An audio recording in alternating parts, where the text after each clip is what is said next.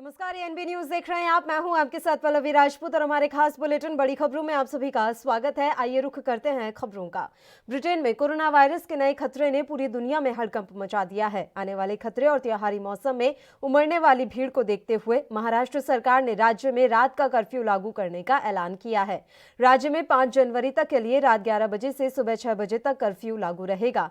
इसके अलावा महाराष्ट्र सरकार ने यूरोपीय देश या मध्य एशिया से आने वाले लोगों के लिए 14 दिन का क्वारंटीन अनिवार्य कर दिया है। 25 दिसंबर को क्रिसमस और नए साल के जश्न को देखते हुए महाराष्ट्र सरकार पहले से ही अलर्ट पर है। हालांकि अभी तक मुख्यमंत्री उद्धव ठाकरे किसी भी तरह के कर्फ्यू और लॉकडाउन से मना करते रहे हैं, लेकिन अचानक कोरोना वायरस के नए खतरे को देखते हुए सरकार को रात में कर्फ्यू का फैसला लेना पड़ा। उद्धव ठाकरे सरकार ने राज्य के कई बड़े शहरों में नाइट कर्फ्यू लगाने की घोषणा कर दी है। बड़े शहरों में 5 जनवरी तक रात 1 बजे से लेकर रात 11 बजे से लेकर सुबह 6 बजे तक रात का कर्फ्यू लागू रहने वाला है। तो महाराष्ट्र में अब नाइट कर्फ्यू लागू कर दिया गया है। आपको बता दें, कोरोना वायरस के नए खतरे को देखते हुए इस तरह का बड़ा फैसला लिया गया है। 25 दिसंबर को क्रिसमस है और नए साल के जश्न को देखते हुए भी महाराष्ट्र सरकार पहले से ही अलर्ट पर है। हालांकि अभी तक मुख्यमंत्री उद्धव ठाकरे किसी भी तरह के कर्फ्यू और लॉकडाउन से मना करते रहे, लेकिन अचानक कोरोना वायरस के नए खतरे को देखते हुए सरकार को रात में कर्फ्यू का फैसला लेना पड़ा है। उद्धव ठाकरे ने राज्य के कई बड़े शहरों में नाइट कर्फ्यू लगाने की घोषणा कर दी है। बड़े शहरों में 5 जनवरी तक रात 11 बजे से लेकर सुबह 6 बजे तक का नाइट कर्फ्यू लागू रहेगा। आपको हम जानकारी दे दें कि ब्रिटेन में कोरोना वायरस का नया खतरा सामने आया है। कोरोना वायरस ने अपना स्ट्रेन बदल लिया है और सबसे पहले इसका असर लंदन में देखने को मिला है। ब्रिटेन के प्रधानमंत्री बोरिस जॉनसन ने इमरजेंसी लॉकडाउन लागू कर दिया है। 30 दिसंबर तक के लिए सख्त पाबंदियां वहां पर लगा दी गई हैं। इस बीच भारत सरकार ने ब्रिटेन जाने और वहां से आने वाली फ्लाइट्स पर भी रोक लगाने का फैसला ले लिया है।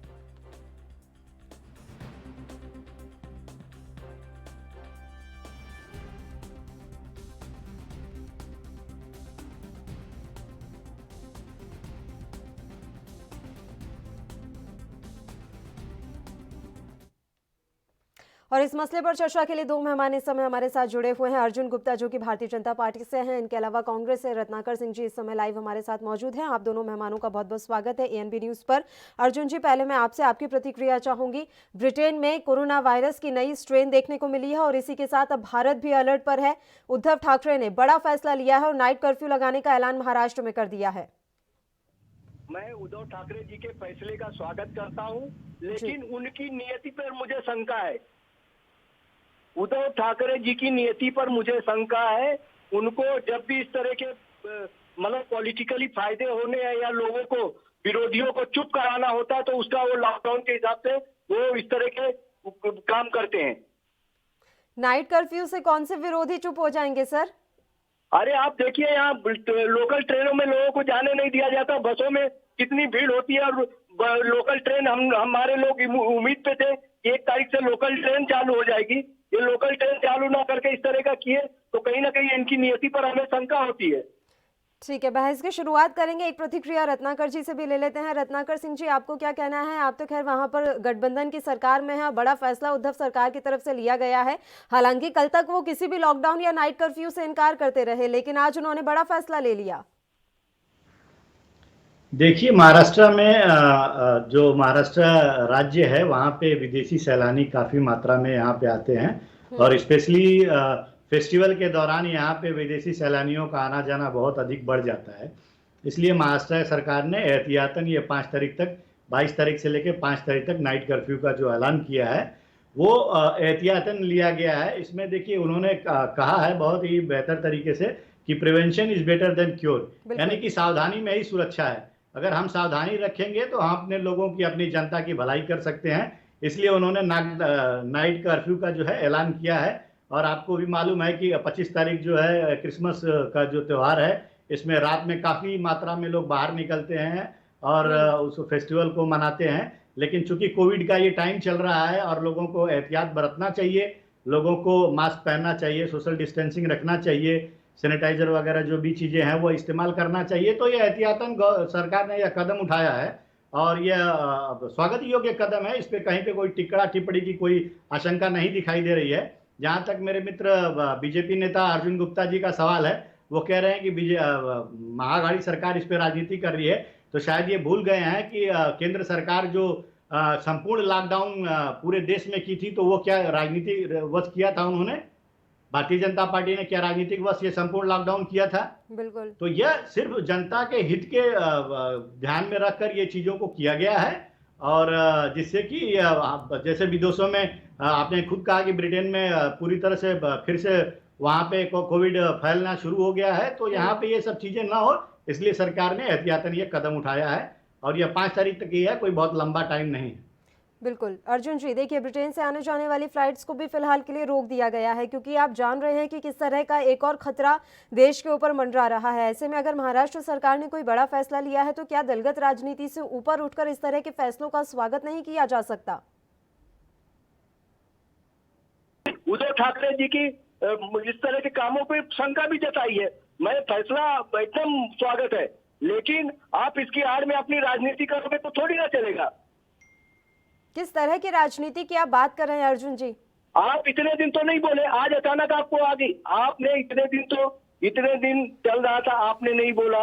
आपने ये भी बता दिया कि 1 तारीख से लोकल चालू करेंगे, लोगों को आश्वासन भी दे दिया था, और अचानक आज रात को आपने फिर से लॉकडाउन कर दिया।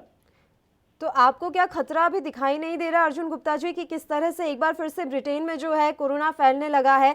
और आप तो शुरू से जान रहे हैं कि महाराष्ट्र कितना सेंसिटिव एरिया रहा है कोरोना को लेकर, तो अगर ऐसे में कोई एहतियाती फैसला लिया जाता है तो दिक्कत कहाँ है उसमें? अच्छा काम किया आपने, और सारी चीजें को रोका, अच्छा काम। एक तरह बीएसटी की बसों में इतनी भीड़ बढ़ा के लेके जा रहे हो, लोगों को कोरोना नहीं हो रहा है, और आपको आप एयरपोर्ट पे रोक दो, ठीक है, अच्छी बात है। लेकिन आप लॉकडाउन करके बोलोगे क्रिसमस नहीं होने देना चाहिए, ये नहीं होने देना चाहिए, तो मुझे कहीं ना कहीं थोड़ी शंका महसूस हो रही है, वो मैंने बताया। ठीक है, रत्नाकर जी, उन्हें थोड़ी सी शंका महसूस हो रही है। देखिए, इनकी समझ पे मुझे थोड़ी सी हंसी आ रही है। उसका कारण ये है कि मोदी सरकार ने, भारतीय जनता पार्टी की सरकार ने शीतकालीन सत्र जो है वो रद्द कर दिया है, इसी कारणवश कि भीड़ भाड़ की वजह से जो है कोरोना का असर किसी भी प्रकार, किसी भी तरह के देश के नेताओं या जनता के ऊपर क्षति न पहुंचाई जाए। तो इन्हीं की सरकार ने चीज़ों को रद्द कर रही है, सत्र को रद्द कर रही है, और इन्हीं की सरकार के नेता जो है पश्चिम बंगाल में जा रहे हैं और लाखों की संख्या में लोगों की रैलियां कर रहे हैं। तो राजनीति कहाँ पे है, आप ये समझ सकती हैं।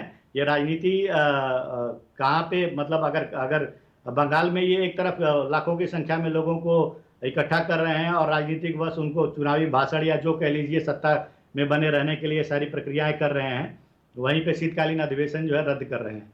चलिए, हम कोई भी इस तरह का कार्य है जहां पे जनता के हितों की रक्षा होती है, हम उसका समर्थन कर रहे हैं। हम नहीं कह रहे हैं कि शीतकालीन सत्र आपने क्यों रद्द किया, लेकिन वहीं पे अगर लाखों की संख्या में आप पश्चिम बंगाल में जाके रैलियां कर रहे हैं, चुनावी सभा कर रहे हैं, तो राजनीति कौन सी पार्टी कर रही है, ये बखूबी आप समझ सकती है, जनता समझ सकती है। अर्जुन गुप्ता जी, अगर इसी तरह के हालात बने रहे तो क्या बीजेपी शासित राज्यों में भी नाइट कर्फ्यू जैसा कोई कदम उठाया जा सकता है?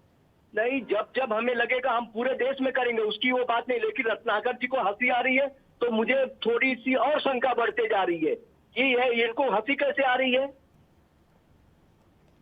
वो तो आपकी सोच पर हंस रहे हैं अर्जुन जी। वो तो कह रहे हैं कि आप एक तरफ तो शीतकालीन सत्र रद्द कर देते हैं कोरोना के चलते, दूसरी तरफ बंगाल में हजारों की संख्या में लोगों को एकत्रित करके रैली कर रहे हैं और फिर कहते हैं कि कोरोना का डर है। यहाँ राजनीति कर रहे हैं, कोरोना की आड़ में महाराष्ट्र में राजनीति हो रही है। किस तरह से राजनीति हो रही है, मैं वही आपसे समझना चाहती हूँ अर्जुन जी। मैं आप थोड़ा विस्तार से बताइए किस तरह की राजनीति हो रही है। आप यूरोप वगैरह के विदेशी जो हवाई जहाज वो बंद कर दीजिए, और अगर आपको वो करना तो बस वगैरह रोक दीजिए। आप पूरी तरह लॉकडाउन करिए ना। आप आधी लॉकडाउन क्यों कर रहे हैं? सर, नाइट कर्फ्यू है, आप समझ रहे हैं लॉकडाउन और नाइट कर्फ्यू में किस तरह का अंतर रहता है?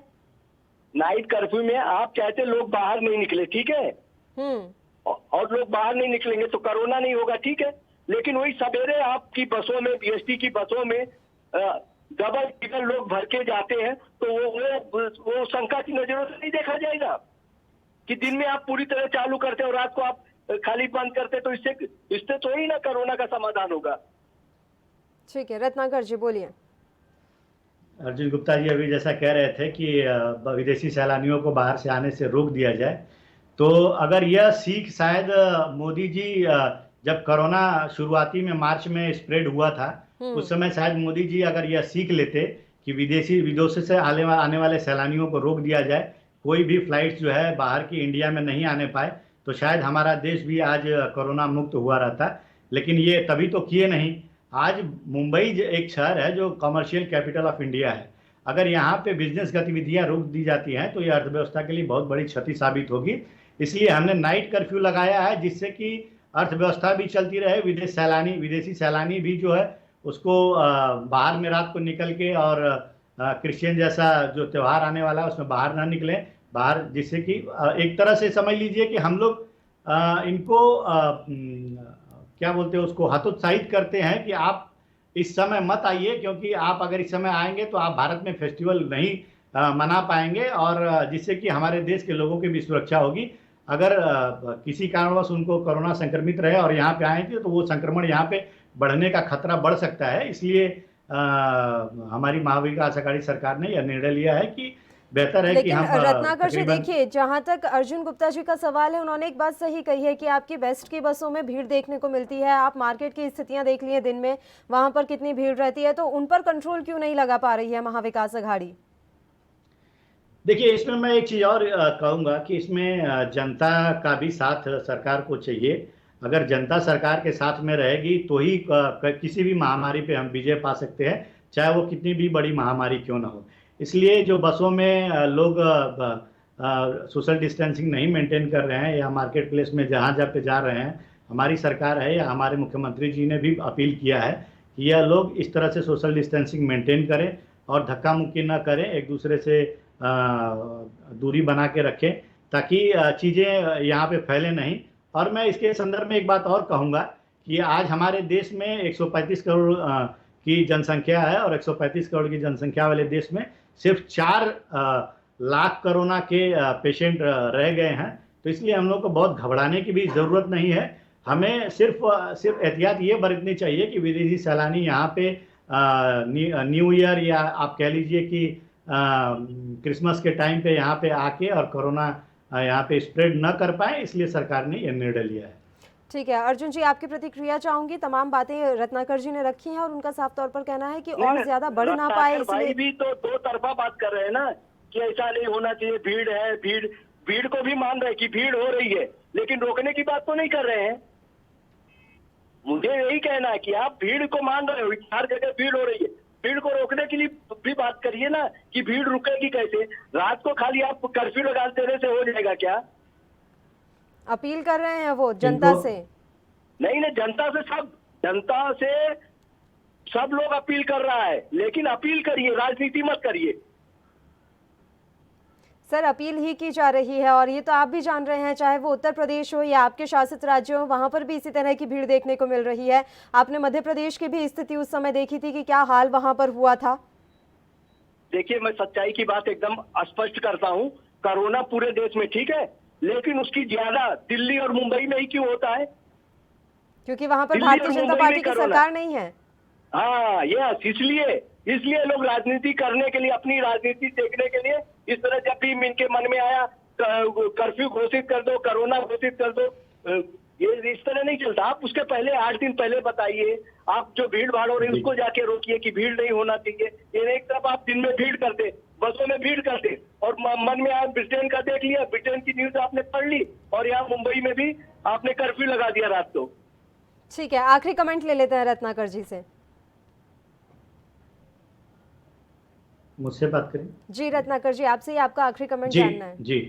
जी, अर्जुन जी ने जैसा बोला है कि दिल्ली और मुंबई में ज़्यादातर कोरोना के केसेस हुए, लेकिन आप आज के आंकड़े उठा के देख लीजिए, कोरोना के केसेस महाराष्ट्र में बहुत ही कंट्रोल में है, स्पेशली मुंबई में भी बहुत कंट्रोल में है। और इनको शायद ये चीज़ पता नहीं है कि जनसंख्या घनत्व के मामले में दिल्ली और मुंबई, शायद मुंबई सबसे ज़्यादा घनत्व वाला शहर है, जहाँ पे कोरोना, और मतलब एक ही रूम में लोग 5-5, 10-10 लोग रहते हैं जहाँ पे, तो यहाँ पे कोरोना फैलने की चांसेस बहुत ज़्यादा था और आज भी है। तो घनत्व के मामले में इसको एक देखा जाए, और जिसकी वजह से यहाँ पे बहुत तेज़ी से और बहुत ज़्यादा संख्या में कोरोना के पेशेंट बढ़ गए। लेकिन हमारी सरकार ने तत्परता दिखाई, और इस आज ये परिस्थिति है कि हम आज कोरोना के पेशेंट जो है बहुत कम हो गए हैं और स्थिति पूरे कंट्रोल के अंडर में है, अंडर ठीक है। कंट्रोल है पूरी स्थिति।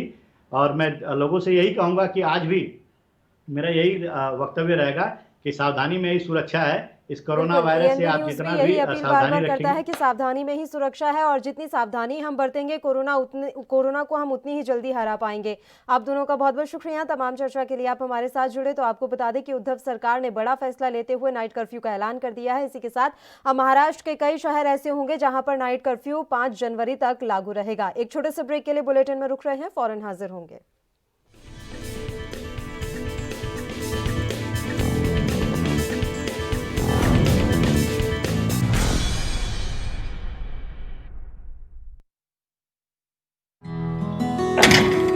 ਬਸ ਕਰੋ ਮਾਲ ਸਾਹਿਬ, ਤੁਸੀਂ ਰੈਡੀ ਹੋ ਕੇ ਫਿਰ ਸ਼ੁਰੂ ਹੋ ਗਏ। ਤੁਹਾਡੀ ਵੀ ਨਾ એનર્ਜੀ ਨਹੀਂ ਖਤਮ ਹੁੰਦੀ। ਸਤਿ ਸ਼੍ਰੀ ਅਕਾਲ ਫੁੱਫੜ ਜੀ। ਓਏ ਸਤਿ ਸ੍ਰੀ ਅਕਾਲ। ਓਏ 8 ਵਜੇ ਦਾ ਕਹਿ ਕੇ 11 ਬੜੀ ਵਜੇ ਲੇਟ ਹੋ ਤੁਸੀਂ। ਗਏ। ਤੁਸੀਂ ਇਹ ਫੁੱਫੜ ਜੀ ਅੱਖ ਹੀ ਨਹੀਂ ਖੁੱਲਦੀ।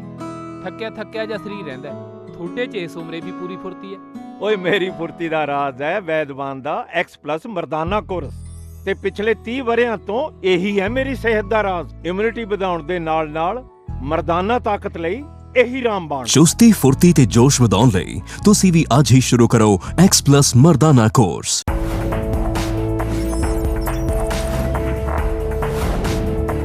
कम ब्रेक और ज्यादा खबरों के साथ देखिए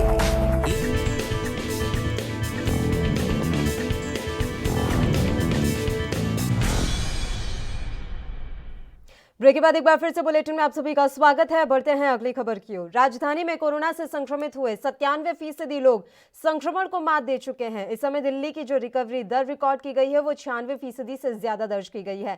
ऐसा पहली बार है कि यह दर इतनी ज्यादा बढ़ी है। इसका मुख्य कारण यह है कि 2 सप्ताह से संक्रमितों के मुकाबले ज्यादा लोग ठीक हो रहे हैं।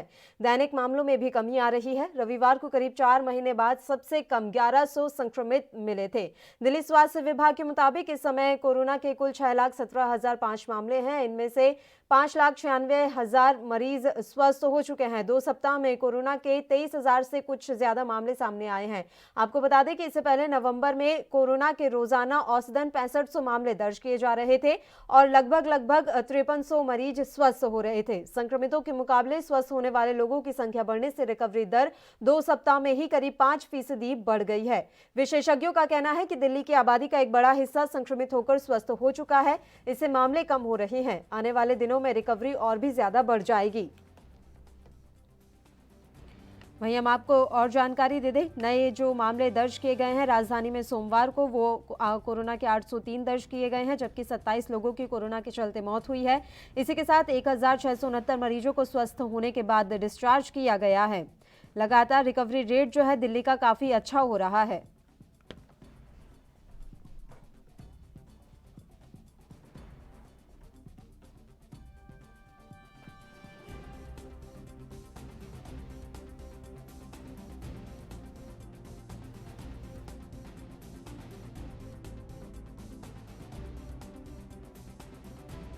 दो 240 से भी ज़्यादा जांचें की गई हैं और इसमें कई जो ऐसे जो RT-PCR और एंटीजन टेस्ट भी इसमें शामिल हैं।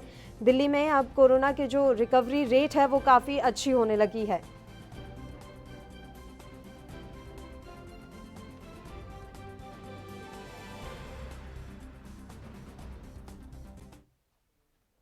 और इस मसले पर चर्चा के लिए भारतीय जनता पार्टी से दयाशंकर दुबे जी इस समय हमारे साथ जुड़े हैं और इसके अलावा आम आदमी पार्टी से अथर जैदी जी इस समय हमारे साथ जुड़ गए हैं। दोनों का बहुत बहुत स्वागत है।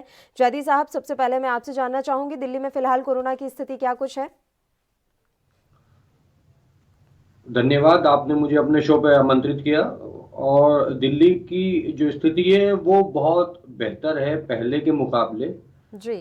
अभी पिछले कुछ दिनों में दिल्ली में कुछ ज्यादा मामले देखने को आ रहे थे सामने कोरोना के, जिसको हम 3rd वेव मान के चल रहे थे कि दिल्ली में आई थी।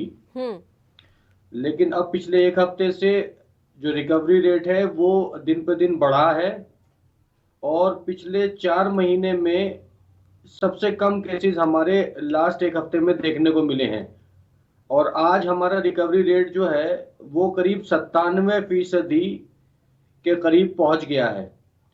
तो हम बहुत शुक्रगुजार हैं दिल्ली की जनता के कि जिन्होंने एक डिसिप्लिन को अपनाते हुए और दिल्ली में इस कोरोना की थर्ड वेव को कम करने का काम किया है। और हमें उम्मीद है कि आगे आने वाले दिनों में और कम होगा, दिल्ली का रिकवरी रेट और बेहतर होगा। ठीक है, दयाशंकर दुबे जी, आपकी भी प्रतिक्रिया चाहूंगी। दिल्ली के लिए राहत की बात है कि अब संक्रमितों की जो संख्या है वो काफी कम हो रही है और रिकवरी रेट काफी अच्छी हो रही है। पल्लवी, ये संदेश तो है ही, इसमें तो कोई शक नहीं है। ये बहुत शुभ सूचना है जी। कि जितनी समस्याएं थी मान लीजिए वो कम हो रही है। तो मुझे लगता है हम सबको ये मान लेना चाहिए कि वहां पर कार्य कुछ हुआ है। आपको कितनी भयावह स्थिति थी आज से 2 हफ्ता पहले की बात कर रहा हूँ, जब चीजें आउट ऑफ कंट्रोल जा रही थी और आखिर में फिर पूरे गृह विभाग को और भारत सरकार को लग करके इसमें स्वास्थ्य विभाग को जुड़ना पड़ा। और मुझे लगता है अच्छा तो तब होता जब हमारे विद्वान प्रवक्ता बैठे हैं, ये सब ये भी कहते कि भाई केंद्र सरकार ने बहुत सहयोग किया और उसकी वजह से ये सब कुछ ठीक हो गया। खैर, उसकी मुझे जरूरत नहीं है कि क्रेडिट लिया जाए या न लिया जाए, लेकिन कुल मिला के ये है कि जिस तरह से रिकवरी रेट बढ़ी है और संक्रमण रेट घटा है, ये स्वागत योग्य एक सूचना है।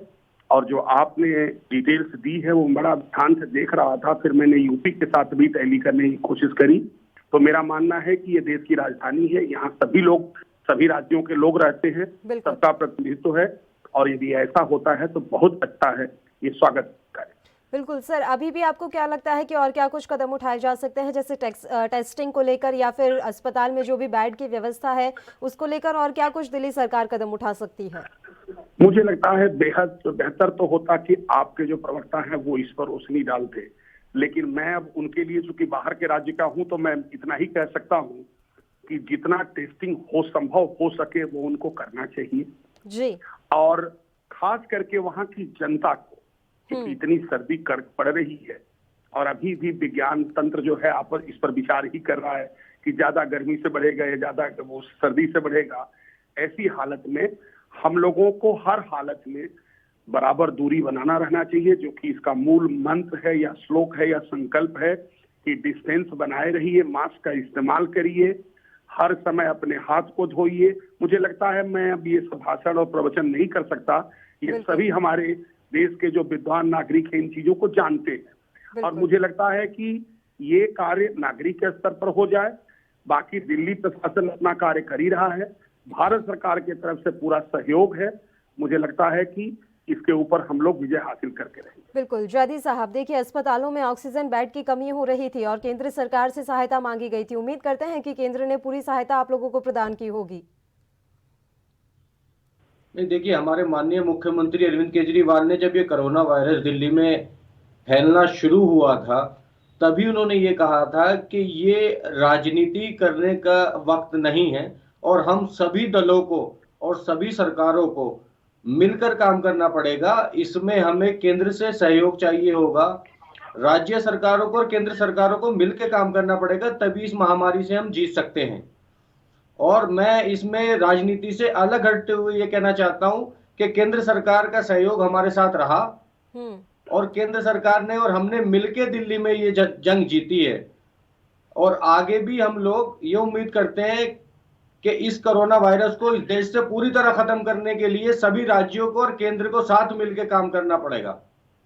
ठीक है, महाराष्ट्र में नाइट कर्फ्यू लागू किया गया है जैदी साहब, क्योंकि महाराष्ट्र और दिल्ली हमेशा से सेंसिटिव रहे हैं कोरोना को लेकर, तो क्या लग रहा है जिस तरह से ब्रिटेन में स्थिति खराब हुई है और अब तो फ्लाइट्स पर भी रोक लगा दी गई है, क्या दिल्ली में भी नाइट कर्फ्यू का ऐलान किया जा सकता है या फिर प्रिकॉशंस के लिए कोई और कदम उठाए जा सकते हैं? नहीं, देखिए ब्रिटेन की जहां तक बात है, आज ही हमारे माननीय मुख्यमंत्री अरविंद केजरीवाल जी ने सुबह ट्वीट किया और उन्होंने केंद्र सरकार से ये आग्रह किया कि यूके से आने वाली जितनी भी फ्लाइट्स हैं उनको बैन किया जाए और ये बहुत अच्छा स्वागत योग्य कदम है कि केंद्र सरकार ने 31 दिसंबर तक वहां से आने वाली फ्लाइट्स पर रोक लगा दी है। बाकी जहां तक दिल्ली में प्रिकॉशनरी स्टेप लेने की बात है तो अभी मुझे नहीं लगता कि दिल्ली में हालात खराब हैं जिसके लिए कोई ऐसा स्टेप लिया जाए। दिल्ली में स्थिति दिन ब दिन बेहतर हो रही है और अगर ऊपर वाला ना करे इस तरह की कोई स्थिति बनी आने वाले वक्त में, जो हमें लगता है कि नहीं बनेगी, तो हम फिर जो भी बेहतर स्टेप होंगे दिल्ली की जनता के लिए वो उठाएंगे। ठीक है, कर्नल साहब देखिए, अभी वहां पर किसान भी बैठे हुए हैं और काफी ज्यादा गैदरिंग वहां पर है, तो क्या इन सब से भी किसी तरह की कोई आशंका जताई जा सकती है कि कोरोना की स्थिति बिगड़ सकती है? एक चीज तो आप भी शायद समझते हैं कि इस वक्त देश में भीषण सर्दी पड़ रही है जी और दिल्ली में तो सबसे ज्यादा ही पड़ रही है। बिल्कुल। तो स्थितियां तो भयावह है ही कि उनको सर्दी से, मुझे लगता है कि संक्रमण से ज्यादा सर्दी से परेशानी की आशंका है। अब रही बात कर्फ्यू की, एक बात आपने कही थी कि जैसे मुंबई वगैरह महाराष्ट्र में कर रहे कर्फ्यू, मुझे लगता है हमारे उत्तर भारत के अंदर वैसे ही कर्फ्यू लगा हुआ है इस सर्दी की वजह से। अभी नहीं, खैर आप तो अभी चंडीगढ़ में है, वहां भी नहीं निकल पा रहे हैं आप लोग रात को। तो मुझे लगता है उत्तर दिल्ली में इस वक्त कर्फ्यू लगाने की आवश्यकता नहीं है, ऑलरेडी भगवान ने ही कुछ कर रखा है ऐसा। लेकिन एक दो चीज जरूर मैं कहूंगा कि जहां तक केजरीवाल जी की बात है, ये प्रशंसा योग्य है, ठीक है, वो मुख्यमंत्री हैं, उनको नोशनल में आग्रह के साथ धन्यवाद कर सकता हूँ कि बहुत अच्छा कार्य किया है। लेकिन जब आप पूरे फंड को उठा करके एडवर्टीजमेंट के ऊपर खर्च कर देंगे और सीसीटीवी के ऊपर खर्च कर देंगे जो आगे नहीं करता है, और पूरा फंड आपका हो जाएगा, तब तो आपका सीजन नहीं होगा ना उधर से, केंद्र से या दूसरे राज्य। ऐसी स्थितियां नहीं आनी चाहिए। और अभी भी मैं आग्रह करूंगा दिल्ली सरकार को कि यदि अभी भी किसी चीज की कमी है तो वो केंद्र सरकार को प्रोजेक्ट करे, स्वास्थ्य मंत्री जी को प्रोजेक्ट करें, प्रधानमंत्री जी को प्रोजेक्ट करें। और यही हमारे लोकतंत्र की ब्यूटी है, क्योंकि हम ये मौका जो है, ये अवसर जो है, जितने की रिकवरी रेट बढ़ा है, तो हम कम करने का के लिए तैयार नहीं है। इसलिए आग्रह करूंगा बार बार ना हो तो उसके लिए प्रिकॉशनरी जो भी स्टेप हैं वो लेने चाहिए, क्योंकि स्थितियां अभी हम भी देख रहे हैं कि क्या कुछ हालात हो रहे हैं। और ब्रिटेन में जिस तरह से एक नया स्ट्रेन आया है, वाकई में संभावनाएं तो यहाँ पर भी बनती हुई नजर आ रही हैं। आप दोनों मेहमानों का बहुत बहुत शुक्रिया इस मसले पर चर्चा के लिए, आप हमारे साथ जुड़े। तो आपको बता दें कि दिल्ली में अब कोरोना वायरस की स्थिति जो है वो धीरे धीरे सुधर रही है, ठीक हो रही है, क्योंकि संक्रमितों के मुकाबले अब जो रिकवरी दर है वो काफी ज्यादा बढ़ गई है, जो कि राहत का विषय है। और इसके अलावा केजरीवाल और केंद्र सरकार ने मिलकर जो भी दिल्ली में सुधार के लिए काम किया है वो वाकई में स्वागत योग्य है। उम्मीद हम यही करते हैं कि दिल्ली वासियों ने पिछले दिनों में जितनी भी जागरूकता दिखाई है, आने वाले समय में भी वो ऐसे ही जागरूक रहकर अपने कर्तव्य का पालन करें। इसी के साथ इस बुलेटिन में इतना ही। मुझे दीजिए इजाजत। देश प्रदेश के तमाम ताजा और अहम खबरों के लिए आप बने रहिए हमारे साथ। नमस्कार।